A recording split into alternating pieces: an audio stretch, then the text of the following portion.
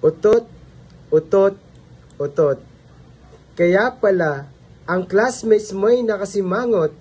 Iyon pala, ikaw ay umutot. Utot, utot, utot. Ano nga ba ang utot? Ang utot ay fart sa Ingles kung tawagin. Barukbot ang tawag kapag mabaho man din. Putok naman ang tawag dito kapag malakas na utot din.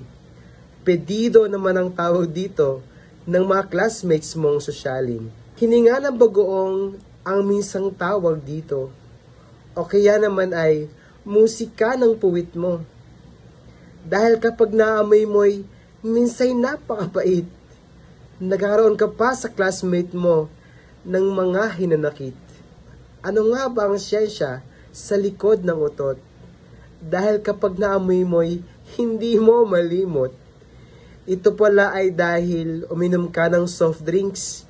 Sa kadadadal mo, pumasok ang hangin sa bibig.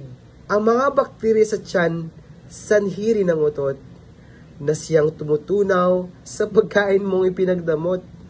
Naglalabas ng hydrogen, carbon dioxide at methane habang tinutunaw lahat ng iyong kinain. Ang patani at sitaw, maging ang gatas na iyong ininom, ang siyang dahilan ng madalas na pag-utot. Pati mga inuming may artipisyal na pampatamis, ang siyang dahilan ng pag-utot na labis. Ngunit alam mo bang may dalawang uri ng utot? Iyong isa'y walang amoy at yung isa'y babantot. Kapag walang amoy, may carbon dioxide at oxygen.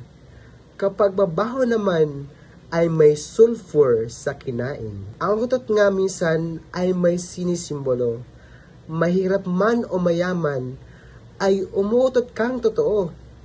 Maging dukha ka man o makapangyarihang tao, sa paglabas ng utot, pare-pareho tayo.